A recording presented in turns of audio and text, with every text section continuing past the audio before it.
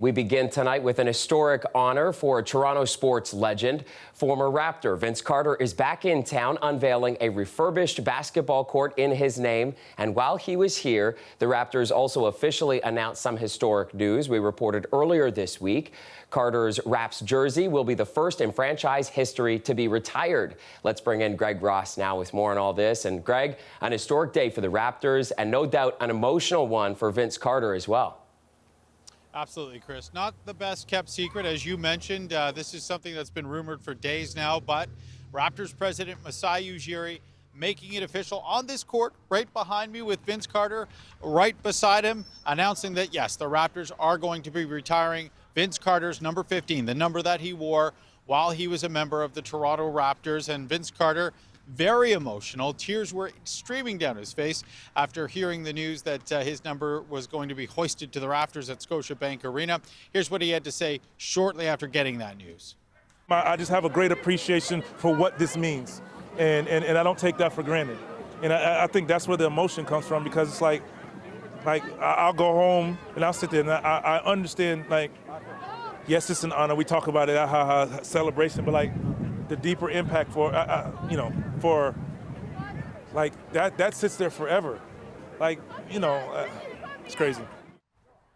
But as we said off the top, that wasn't the reason Vince Carter was actually here at this basketball court in Dixon Park in Toronto's North End. He was actually here to unveil this refurbished basketball court here.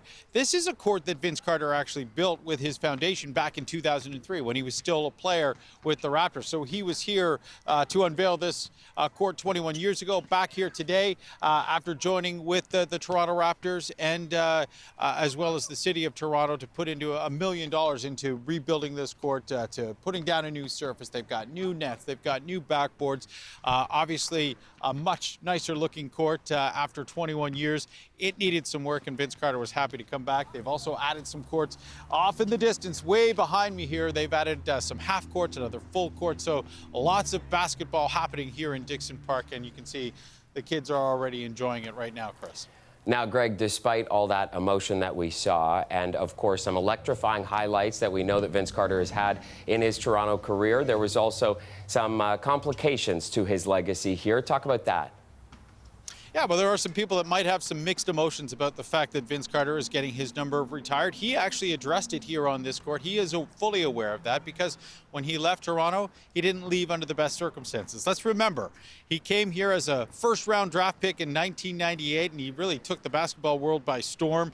In 2000, he really electrified basketball fans, particularly here in Toronto, maybe putting Toronto on the basketball map by winning the slam dunk contest at the All-Star game and doing some things we had really never seen before. He was also a big part of leading the Raptors to their first ever postseason appearance. But then, of course, several years after that, he decided he wanted to leave Toronto. He had asked for a trade. There was a point where he said he wasn't going to dunk the ball anymore. He was known for his slam dunks, but he said he wasn't going to do that anymore. A lot of fans thought he wasn't trying. They thought he wasn't putting the effort in anymore.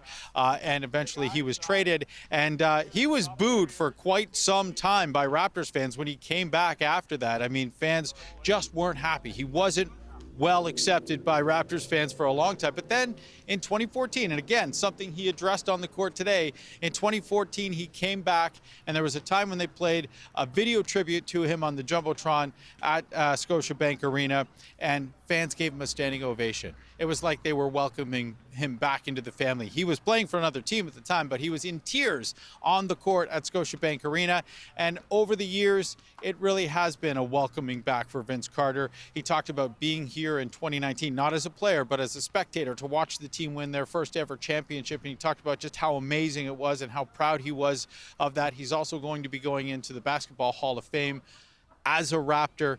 He is fully back, and Masai Ujiri talked about how important it is to welcome him back into the family. The Vince Carter effect is real. Yeah, it's real. And it doesn't matter what has happened. Time heals things, and we continue to build and build for the future. If we talk about championships, he's the one, and one of the ones that set us up to be where we are and hopefully where we can be. He talked about the Vince Carter effect. You look around the NBA, you look at Canada's national basketball team, and you see so many players that were influenced by Vince Carter and what he did as a member of the Toronto Raptors. And that, of course, is one of the things that Masai Ujiri said was the reason he felt they needed to retire his number 15, Chris. Another emotional moment certainly coming our way in the weeks ahead when this jersey is retired. Greg, thanks so much for this.